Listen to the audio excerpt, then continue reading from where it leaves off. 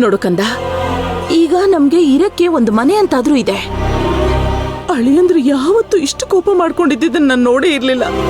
ಈಗ ಅದೆಲ್ಲ ನಮ್ಮೇಲೆ ತಿರುಗುತ್ತಷ್ಟೇ. ಅಮ್ಮ ಈಗ ಏನಮ್ಮ ಮಾಡೋದು?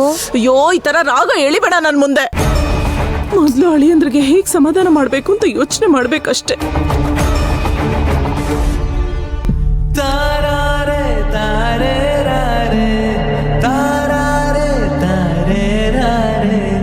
ನಾನು ಯಾಕೆ ಇವತ್ತು ಅಕ್ಕನ ಹತ್ರ ಹಾಗೆಲ್ಲ ಮಾತಾಡ್ಬಿಟ್ಟೆ? ಅಕ್ಕ ಏನು ಅಂತ ನನಗೆ ಚೆನ್ನಾಗಿ ಗೊತ್ತಿದ್ದು, ಅವಳ ಹತ್ರ ಯಾಕೆ ಹೀಗೆಲ್ಲ ಮಾತಾಡ್ಬಿಟ್ಟೆ ನಾನಿವತ್ತು? ನಾನು ಈ ಥರ ಮಾತಾಡಿದ್ ನೋಡಿ ಅಕ್ಕ ಎಷ್ಟು ನೊಂದ್ಕೊಂಡ್ಲೋ ಏನೋ. ಇನ್ನೇನು 2 ದಿನದಲ್ಲಿ ಮದುವೆ ಇಟ್ಕೊಂಡು ಈ ಥರ ಗಲಾಟೆ ಎಲ್ಲ ಬೇಕಿತ್ತಾ?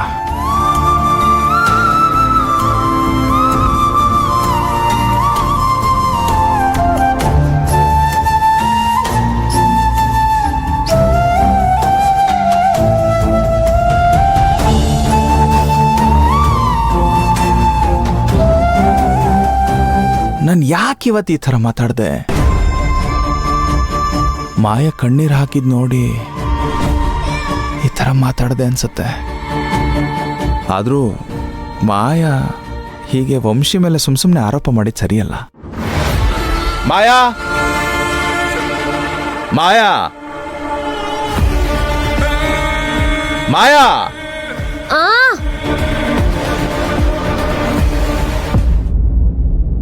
ಎಷ್ಟು ಅಂತ ಅಳ್ತೀಯಮ್ಮ? ಸಮಾಧಾನ ಮಾಡ್ಕೊ ನನ್ ಕಂದ, ಸಮಾಧಾನ ಮಾಡ್ಕೊ. ಹಾಗಾಗಿದ್ ರಾಮಾಯಣ ನೆನ್ಸ್ಕೊಂಡು ಎಷ್ಟೊಂದು ಅಳ್ತಾ ಇದ್ದಾಳೆ ನೋಡು. ನನ್ಗೂ ಸಮಾಧಾನ ಮಾಡಿ ಸಾಕಾಯ್ತು. ನೀನಾದ್ರೂ ಒಂದ್ ಮಾತೆ ಹೇಳಪ್ಪ.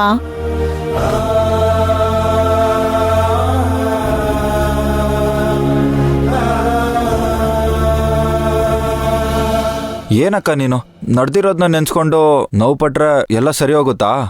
ಬಿಡಕ್ಕ, ಸಮಾಧಾನ ಮಾಡ್ಕೋ. ಹೇಗೋ ಕೃಷ್ಣ, ಹೇಗ್ ಸಮಾಧಾನ ಮಾಡ್ಕೊಳ್ಳಿ ನೀನೇ ಹೇಳು. ಇದೇ ಕೈಗಳಿಂದ ಅವನ್ನ ಆಡ್ಸಿ ಬೆಳೆಸಿದೀನಿ. ಈಗ ನೋಡಿದ್ರೆ ಅವನ್ ಈ ತರ ಎಲ್ಲ ಮಾತಾಡಿದ್ರೆ ಹೇಗಾಗಲ್ಲ ಹೇಳು. ಅಕ್ಕ, ದಯವಿಟ್ಟು ಅಣ್ಣ ಆ ಥರ ಮಾತಾಡ್ದ ಅಂತ ಬೇಜಾರು ಮಾಡ್ಕೊಬೇಡ. ಏನೋ ಸಿಟ್ಟಲ್ಲ ಆ ಥರ ಮಾತಾಡ್ಬಿಟ್ಟ ಅಷ್ಟೇ. ಬೇಕಾದ್ರೆ ನೋಡ್ತಿರೋ, ಅವನ ಕೋಪ ಕಮ್ಮಿ ಆದ್ಮೇಲೆ ಅವನೇ ಬಂದು ಕ್ಷಮೆ ಕೇಳ್ತಾನೆ.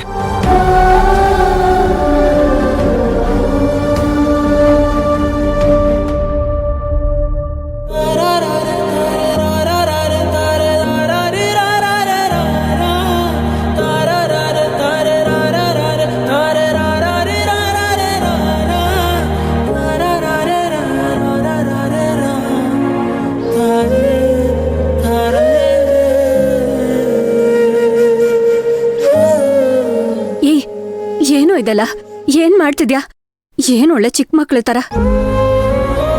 ನಿಲ್ಸೋ ಇದನ್ನ.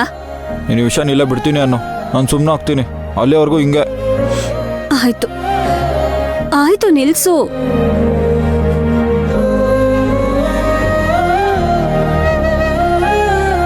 ನನ್ನ ಕೋದಂಡನ್ ಮೇಲೆ ಒಂದ್ ಸ್ವಲ್ಪನೂ ಕೋಪ ಇಲ್ಲ ಕಣೋ.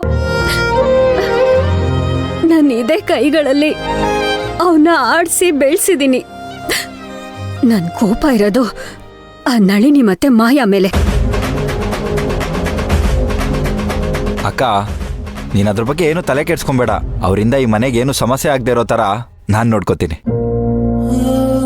ಅದೆಲ್ಲ ಬಿಡು ಕೃಷ್ಣ. ಇನ್ 2 ದಿನದಲ್ಲಿ ಮದ್ವೆ ಇದೆ. ನನ್ಗೋಸ್ಕರ ನೀವೆಲ್ಲ ಬೇಜಾರ್ ಮಾಡ್ಕೊಳ್ಳೋದು ಬೇಡ. ನೀನು ಮಧುಮಗ ಬೇರೆ. ನೀನು ಲವಲವಿಕೆಯಿಂದ ಇರ್ಬೇಕು. ಹೌದು ಕೃಷ್ಣ, ಇವಳು ಹೇಳ್ತಾ ಇರೋದು ಕರೆಕ್ಟ್ ಆಗಿದೆ. ಆಗಿದ್ದಾಗೋಯ್ತು, ಮುಂದೆ ಏನಾಗ್ಬೇಕು ಅದನ್ನ ನೋಡಪ್ಪ.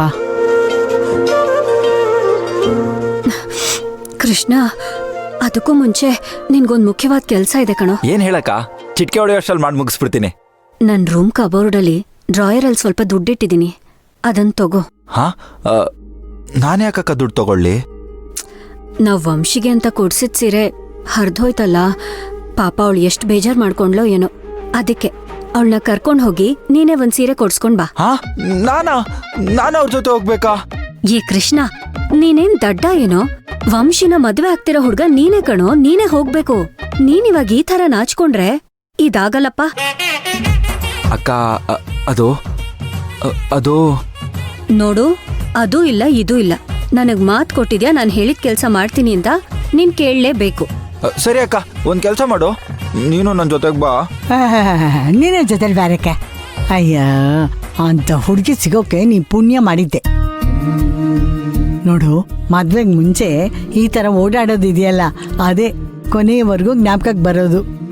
ಮಂಕ್ ದಿಣ್ಣೆ ಹೋಗು. ನೋಡು ಕೃಷ್ಣ, ಅಮ್ಮ ಹೇಳ್ತಿರೋದು ಅಕ್ಷರಶಃ ಸತ್ಯ. ನೀನು ಯಾವ ಜನ್ಮದಲ್ಲಿ ಏನ್ ಪುಣ್ಯ ಮಾಡಿದ್ಯೋ ಗೊತ್ತಿಲ್ಲ. ನಿನಗೆ ವಂಶಿ ಅಂತ ಒಳ್ಳೆ ಹುಡುಗಿ ಸಿಕ್ಕಿದಾಳೆ. ವಸು, ನಮ್ಮ ವಂಶಿ ತಾಳಿ ಬಗ್ಗೆ ಮಾತಾಡ್ದೇನ್ ಕೇಳ್ತೀಯಾ? ಎಷ್ಟ್ ಚೆನ್ನಾಗಿ ಹೇಳಿದ್ಲು. ಈಗಿನ ಕಾಲದಲ್ಲಿ ಓದಿರೋ ಹುಡುಗಿ ಆದ್ರೂ ಇಷ್ಟೊಂದು ಸಂಸ್ಕಾರವಂತರಾಗಿರ್ತಾರೆ ಅಂತ ನಾನು ಅನ್ಕೊಂಡೇ ಇರ್ಲಿಲ್ಲ ಅಪ್ಪ. ಹೋಗು ಹೋಗು.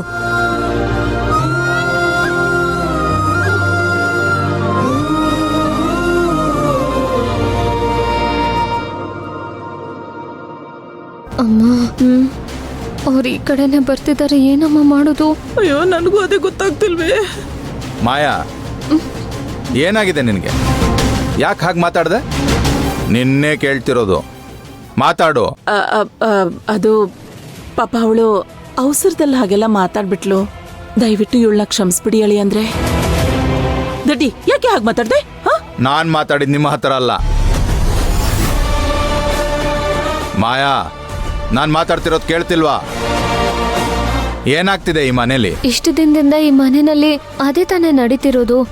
ಅದಕ್ಕೆ ಹಾಗೆ ಮಾತಾಡ್ಬಿಟ್ಟೆ. ದಯವಿಟ್ಟು ನನ್ನಿಂದ ಏನಾದ್ರೂ ತಪ್ಪಾಗಿದ್ರೆ ಕ್ಷಮಿಸ್ಬಿಡಿ. ಇಷ್ಟು ದಿನ ಏನಾಗಿತ್ತು? ನೀವಿಬ್ರು ವಂಶಿ ವಿಷಯದಲ್ಲಿ ಇಲ್ಲಿವರೆಗೂ ಹೇಳಿರೋದೆಲ್ಲ ಸುಳ್ಳಾಗಿದೆ. ನಿಮ್ ಮಾತು ಕೇಳಿ ನಾನು ಅವಳನ್ನ ಸುಮ್ಮನೆ ಬೈದ್ಬಿಟ್ಟೆ. ಅಲ್ಲ, ನೀವು ಅವಳಲ್ಲಿ ಯಾಕೆ ಬರೀ ತಪ್ಪನ್ನೇ ಹುಡುಕ್ತಾ ಇದ್ದೀರಾ? ಅದು ವಂಶಿ ಸೀರೆ ಅಂತ ನನಗೆ ನಿಜವಾಗ್ಲೂ ಗೊತ್ತಿರ್ಲಿಲ್ಲ. ನನ್ ಸೀರೆ ಹಾಳಾಗ್ ಹೋಯ್ತಲ್ಲ ಅನ್ನೋ ಬೇಜಾರಲ್ಲ ಹಾಗೆ ಮಾತಾಡ್ಬಿಟ್ಟೆ. ನಿಮ್ಮಿಂದಾಗಿ ನಾನು ನಮ್ಮ ಅಕ್ಕನ ಮೇಲೂ ಅನುಮಾನ ಪಡೋ ಥರ ಆಯ್ತು. ಅವಳು ನನಗೆ ಬರೀ ಅಕ್ಕ ಮಾತ್ರ ಅಲ್ಲ, ಅವಳು ನನ್ನ ಗುರು, ನನ್ನ ಅಮ್ಮ, ಎಲ್ಲ ನನಗೆ ಅವಳು. ಆ ಸೀರೆ ಹೇಗೆ ಹರಿತು ಅಂತ ನನಗೆ ಗೊತ್ತಾಗಬೇಕು. ಅಳಿ ಅಂದ್ರೆ ತರುವಾಗ ಬರೀ ಬಾರ್ಡರ್ ನೋಡಿ ಸೀರೆ ತಂದಿದ್ದಾರೆ ಅನ್ಸತ್ತೆ. ಮೊದ್ಲೇ ಅದು ಹರಿದಿರ್ಬೋದೇನೋ ಅಲ್ವಾ?